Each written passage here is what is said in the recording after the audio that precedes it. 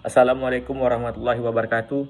Saya Mardianto dengan NIM B1013 2010-23. Tujuan saya membuat video ini untuk memenuhi ujian akhir semester mata kuliah Ekonomi Kependudukan yang diampu oleh Pak Eko Supriyanto. Soal yang pertama itu mengapa ekonomi kependudukan menjadi sangat penting untuk dipelajari dan bagaimana hubungannya dengan indikator ekonomi yang lain.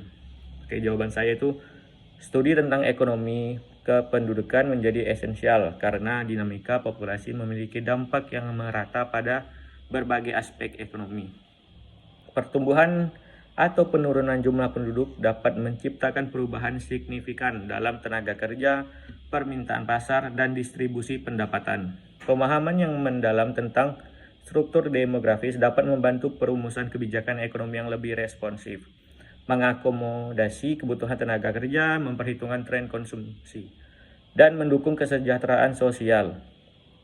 Ekonomi kependudukan juga berkaitan erat dengan indikator ekonomi lainnya seperti tingkat pengangguran, pertumbuhan PDB per kapita, dan distribusi kekayaan. Keterkaitan ini memungkinkan analisis holistik yang diperlukan untuk membentuk kebijakan yang berkelanjutan dan berdaya guna dalam menghadapi tantangan ekonomi dan sosial. Untuk soal yang nomor 2 itu soalnya apakah bonus demografi yang terjadi di Indonesia merupakan hal yang positif untuk perekonomian di Indonesia?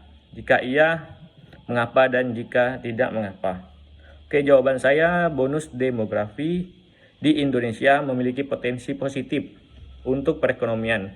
Kehadiran mayoritas penduduk dalam ekonomi kelompok usia produktif dapat meningkatkan tenaga kerja, mendorong pertumbuhan ekonomi, dan mendukung konsumsi domestik.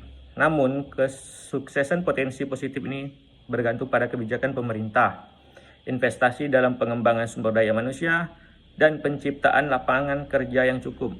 Manajemen yang bijaksana diperlukan agar bonus demografi tidak berubah menjadi beban ekonomi akibat ketidaksesuaian antara penawaran tenaga kerja dan peluang pekerjaan yang tersedia.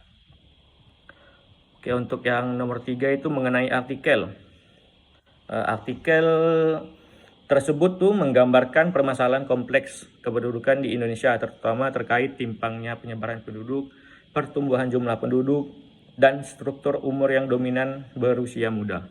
Solusi yang dapat saya temukan melalui pendekatan yang terintegrasi. Yang pertama itu ada pemerintah perlu fokus pada redistribusi pendudukan untuk mengurangi kepadatan di Pulau Jawa, pembangunan infrastruktur, insentif bagi perusahaan di luar Jawa, dan pemberdayaan daerah dapat membantu meratakan penyebaran penduduk.